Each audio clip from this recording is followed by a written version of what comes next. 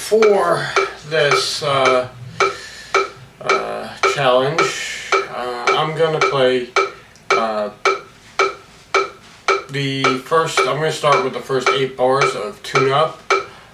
Not playing the written music, but just playing along.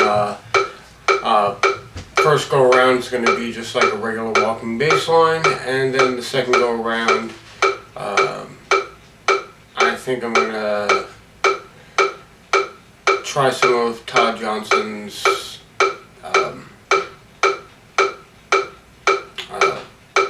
articulations on the walking bass line to see how it turns out as far as taking steps to get from walking bass line to solo type of playing using the same vocabulary, just differently.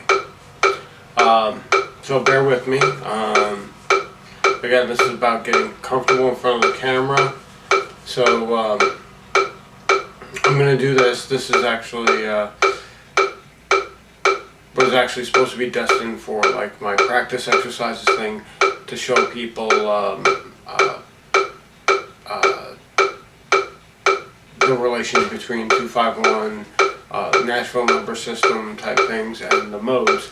But I'm going to do this now, and I'm going to work on that as far as like a full video explaining my position on that stuff.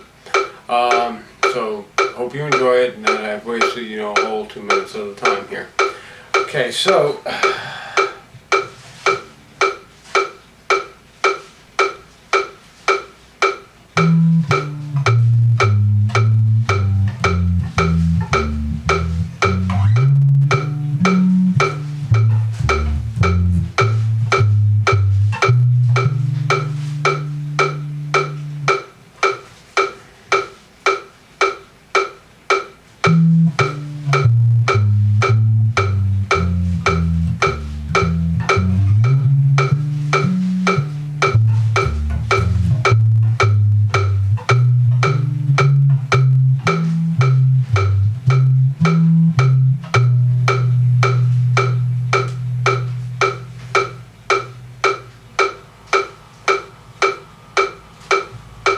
try that again.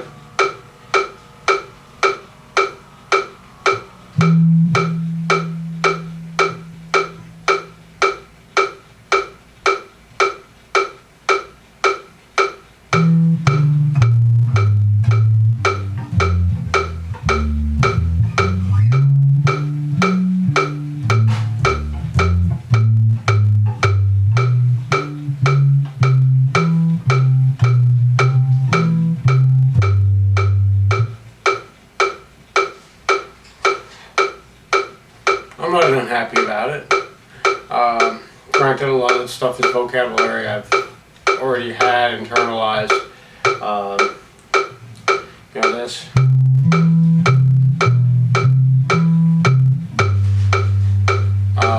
That's something I internalized playing around with Phil Mann stuff.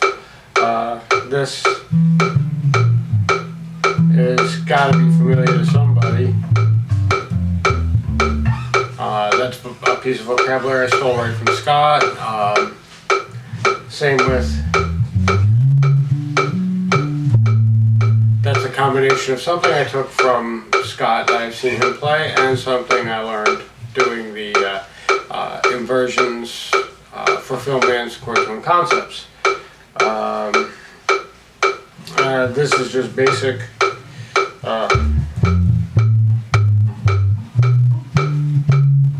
walking bass line vocabulary. I could have done, instead I could have done this. And if you watch my chords, you'll see something very similar to it, it's just done in a different direction. I could have went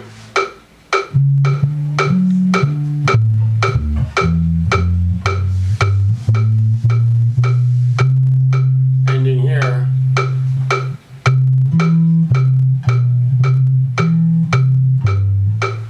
Right? That's another piece of vocabulary I can just interject at any point in time. So, one thing I want to do is I want to make sure that I am absolutely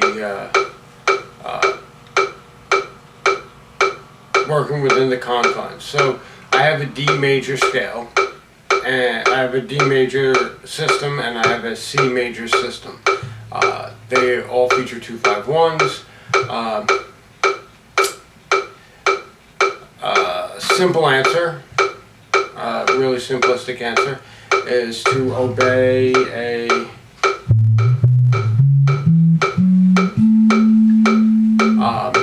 fifth. A fifth keeps us away from that D. But pretty much everything else, it still works. It gives the A, it gives the fourth back to the A, which is the D. If you go with the E minor pentatonic, it's 2, so it would be Dorian. Dorian is, yeah.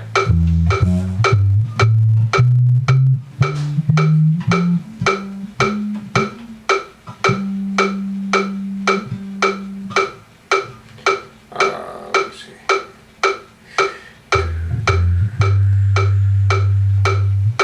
All right. Yeah, it's.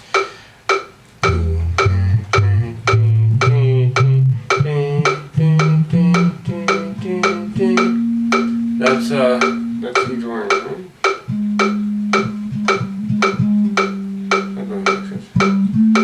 That's why, because I'm dumb. Alright, it's.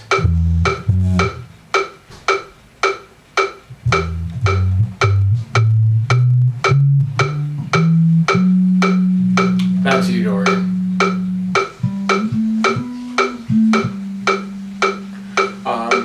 So I could just play in that, like.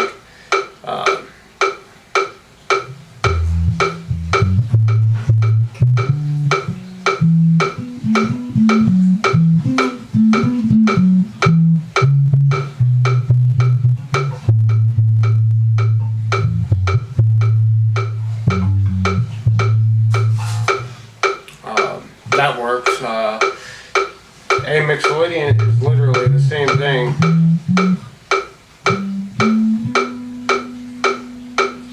Right, and A, B, C sharp, D, E, F sharp, E, F sharp, and G.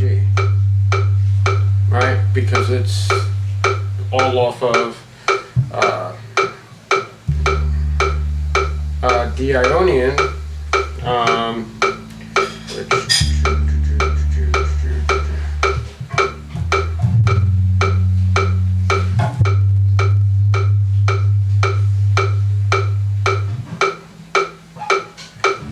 let's do it here. D, E, B, and then here would be C, and here would be D, or C sharp, sorry. C sharp would be here, and D, if I had a nice fancy C string. But I didn't! Alright, so we'll find out who actually got that far. Let me see, I'm cutting it close to 10 minutes, which I'm probably boring the fuck out of everybody. So let me see. 1, 2, 3, 4, 1, 2, 3, 4.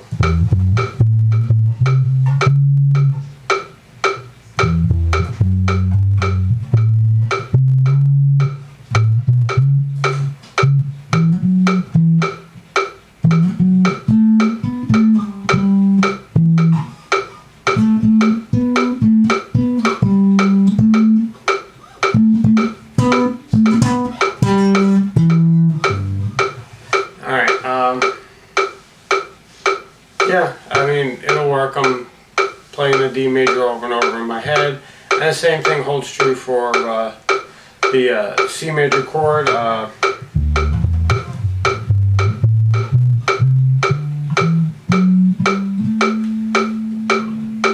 Sorry, that's the wrong one. I wanted G.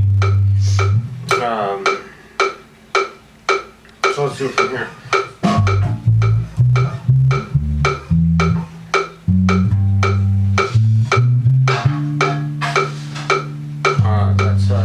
G mixolydian, G Dorian,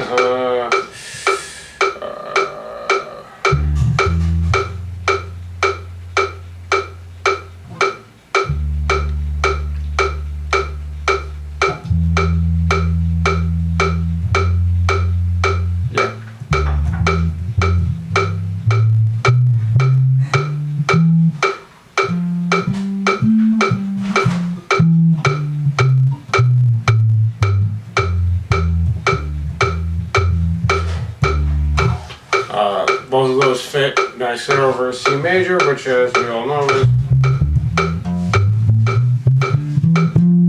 alright. Or Ionian scale, we can go this way.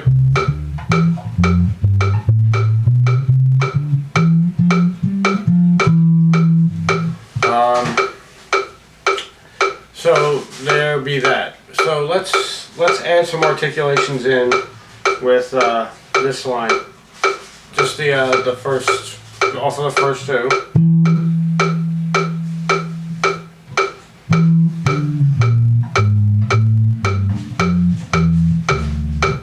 Right?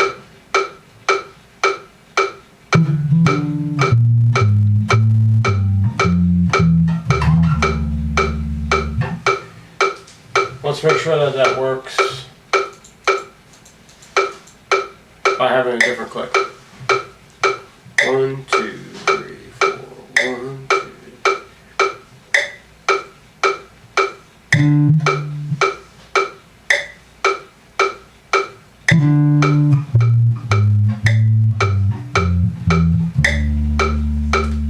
Right? We want the second click. That was the second click.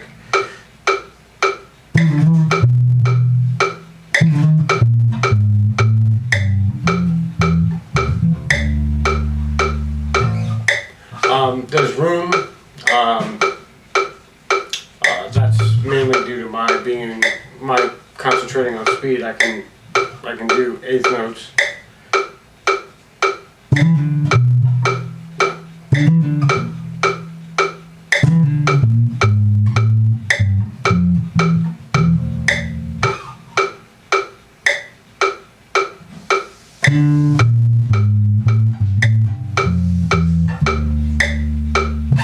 A little early. We could add a little more in there.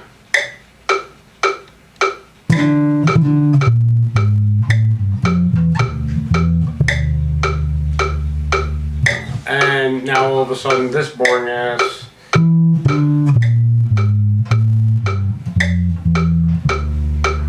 which is really good walking line becomes a little bit better as a solo.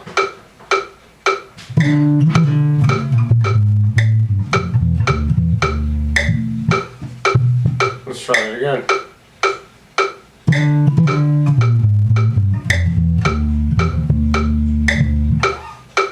I was a lot faster than I was supposed to be. Let's try that again.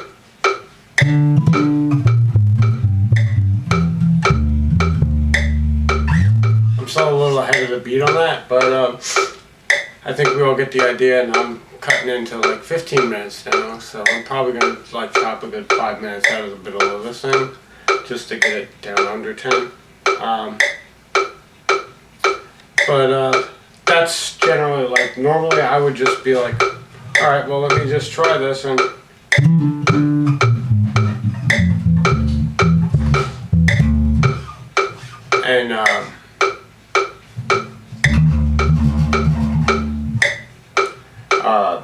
I would just blaze something out, get it right the first time, and just figure out what it is so I can get it committed to memory. That's what happens when I don't have a camera. When I do have a camera, I make a bunch of mistakes while doing it, like, you know, and I forget that I'm supposed to be filling in 3 more beats. Now granted, I could be wanting to do silence, but then I don't want to hit this D. I want to save that for the beginning of the next measure. So it would be like,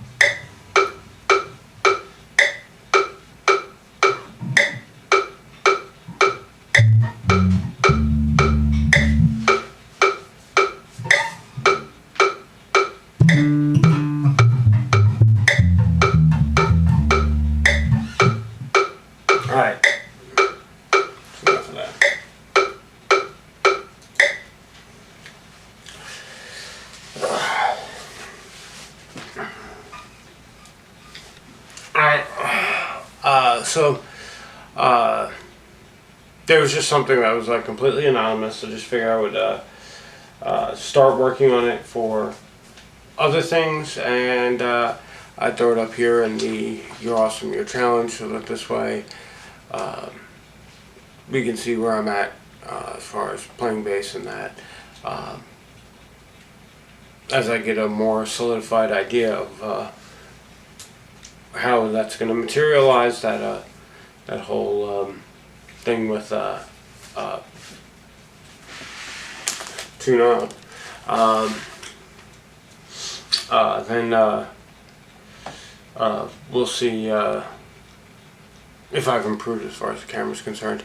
Another thing I thought of using to measure would be player's pass stuff, because it's standardized and it's an easy way to guide where I'm at, especially considering where I'm at as far as level 6 is concerned.